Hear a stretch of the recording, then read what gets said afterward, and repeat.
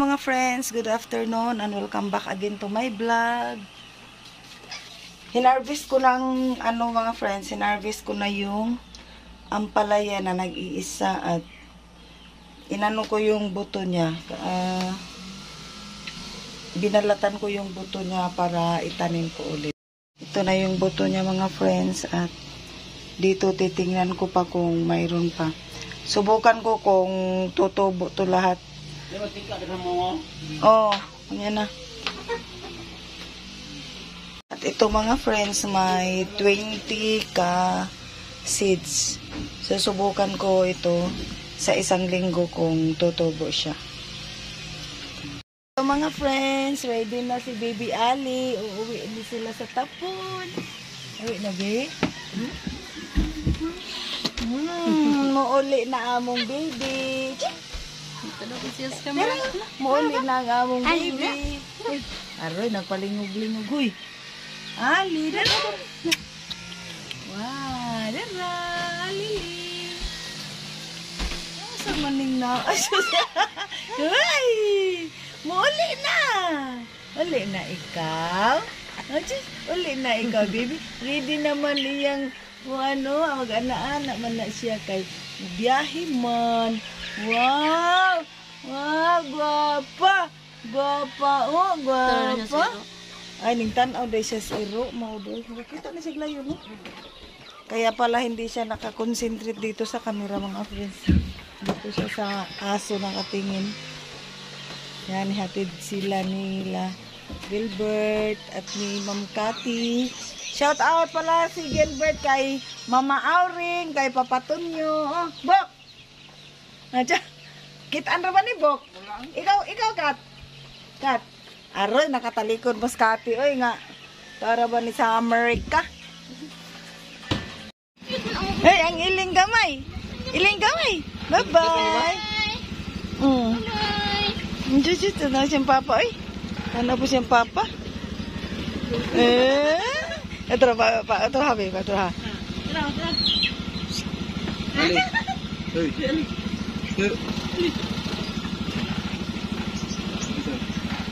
Hey!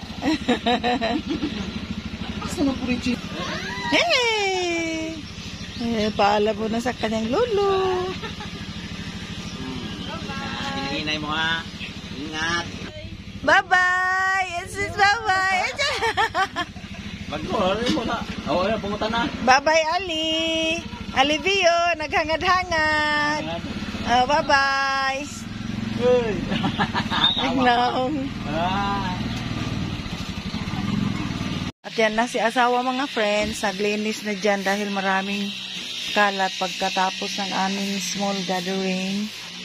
At yan, nadami pang mga lilinisin, oh. Pati dito sa loob ng bahay, nagkakalat pa.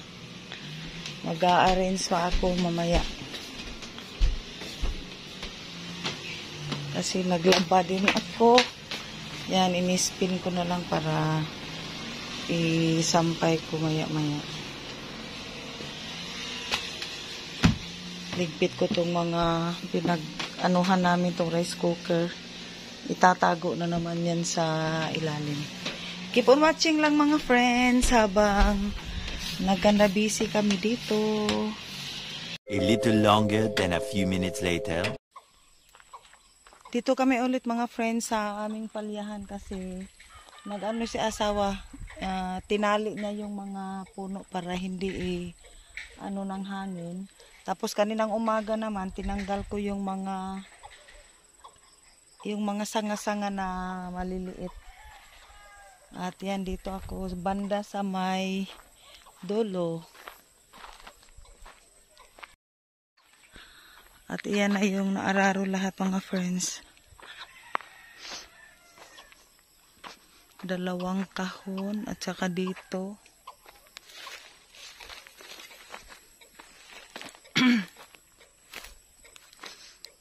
At dyan.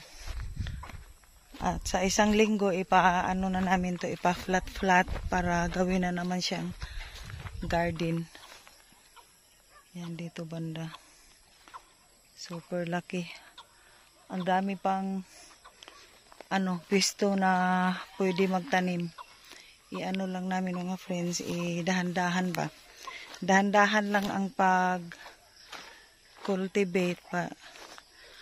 Hindi kaya ng powers. Ito pa ito i-ano na lang yan, lampas. Busy kasi yung mga tao. Yan, kaninang umaga, umulan ng konti kaya naglagay si asawa ng fertilizer sa mga ampalaya kasi lumabas na yung mga maraming bulaklak. Yan, keep on watching mga friends. Ito na mga friends, ito nilagyan ni asawa ng mga straw para hindi siya mahulog sa hangin. Tapos na yung assignment ko kaninang umaga. Siya naman ngayon. Ito. Yan, may straw na dyan kasi pag malakas ang hangin, siya, nahuhulog na yung mga dulo. Guide lang to kasi pag dito na yan siya sa ibabaw, di na kailangang Ito, yung kagaya nito mga friends, ito ang tinatanggal kong mga yan. Yung mga payat na dahon. Ito ang ginawa ko kaninang umaga. Ito hindi siya magandang pagkaano pero baka maano din yun. Maulian. Ito. Tanggalin yan para mataba siya. Para maganda ang tubo niya. Ito, dalawa. Uy, darag bunga o, duha ka buok.